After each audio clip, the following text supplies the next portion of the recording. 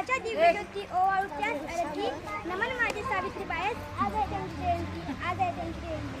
आदरणीय व्यासपीठावरील मान्यवर गुरुजन वर्ग व माझे विद्यार्थी मित्र आणि मैत्रिणींनो, मी श्रेया मटकोमर आज आपल्या समोर सावित्रीबाई फुले यांची यशोगाथा सांगण्यासाठी आपल्या समोर उभी आहे.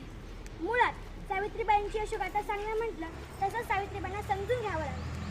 सावित्रीबाईंना समजून घ्यायचं, कसं समजून घ्यायचं हा मी जेव्हा विचार करते त्यावेळेस माझ्या मनात विचार येतो, सावित्रीबाईंचा जन्म झाला, सावित्रीबाई शिकल्या, हे बोलायला वाचायला खूप सोपं आहे हो, परंतु सावित्रीबाई ज्या परिस्थितीमध्ये शिकल्या त्यांनी हे सर्व ज्या परिस्थितीमध्ये केलं त्याला जर आपण आढावा घेतला तर खऱ्या अर्थाने सावित्री म्हणजे कोण हे आपल्याला नक्कीच कळेल. 3 जानेवारी 1831 रोजी एका वाघिणीचा जन्म झाला आणि ती वाघीण म्हणजे सावित्रीबाई फुले.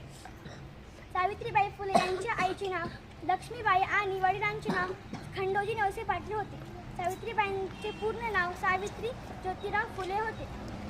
1846 मध्ये सावित्रीबाईंचा विवाह ज्योतिराव फुले यांच्याशी झाला. सासूबाईंनी लग्नापूर्वी ख्रिश्चन मिशनऱ्यांनी आणलेले पुस्तक सोबत आणले होते. ज्योतिरावांनी नवा मार्ग शोधला. त्यांनीच सावित्रीबाईंना लिहायला वाचायला शिकवले.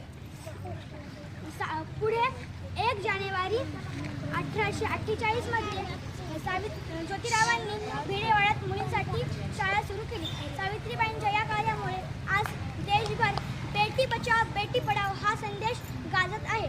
शेवटी मी एवढेच म्हणेल की किती भोगले किती सोसरे तरीही तिने शिकवले, किती भोगले किती सोसरे तरीही तिने शिकवले, स्त्री शिक्षणाचे धडे पुढे तुझ्या साऱ्या लेकींनी गिरवले, तुझ्या साऱ्या लेकींनी गिरवले.